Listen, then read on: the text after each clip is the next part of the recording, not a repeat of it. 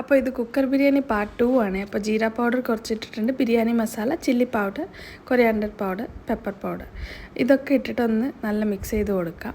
പിന്നെ പുതിന, പിന്നെ കുറച്ച് കൊറിയാണ്ടർ ലീവ്സ് ഇട്ട് കൊടുക്കാം.